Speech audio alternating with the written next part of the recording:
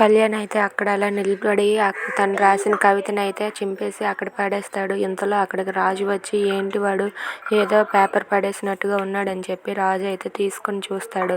అది చూసి రాజు అయితే ఒక్కసారిగా షాక్ అయిపోతాడు. ఏంటి వాడు కవితలు రాసుకుంటున్నాడు అనుకున్నాను, కానీ అప్పు మీద ఎంత ప్రేమ పెంచుకున్నాడు, అప్పు మీద ఎంత ప్రేమ ఉండి వాడు బయట పెట్టలేకపోతున్నాడా అని చెప్పి అయితే రాజు అయితే ఆ లెటర్ చూసి ఒక్కసారిగా షాక్ అయిపోతాడు.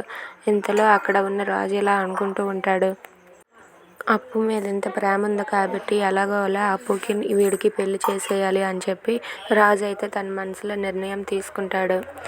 ఇంతలో కనకం అయితే కావ్యకి కాల్ చేసి అమ్మ అప్పుకి పెళ్లి సంబంధం మంచి సంబంధం వచ్చిందమ్మా, రేపే పెళ్లి చూపులు, నువ్వు ఇంటికి వస్తావా అని చెప్పి కనకం అయితే కావ్యని అడుగుతూ ఉంటుంది. దాంతో కావ్య అయితే ఏంటమ్మా అవునా అంత మంచి సంబంధమా అని చెప్పి మాట్లాడుతూ ఉంటుంది. అవునమ్మా అది చాలా అదృష్టవంతురాలమ్మ, మంచి సంబంధం వచ్చింది అని చెప్పి కనకం అయితే సంతోషిస్తూ కావ్యతో అంటూ ఉంటుంది.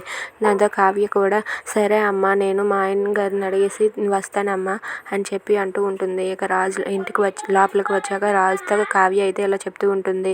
రేపు మా అప్పు పెళ్లి చూపులు, ఎలాంటి సంబంధం అంటే చాలా మంచి సంబంధం వచ్చిందంటే మా అమ్మ చెప్తుంది అని చెప్పి కావ్య రాజుతో అంటూ ఉంటుంది. అది విని రాజు అయితే అవునా పెళ్లి సంబంధమా పెళ్లి చూపులా అని చెప్పి ఆలోచిస్తూ ఉంటాడు. If you like this video please subscribe our channel.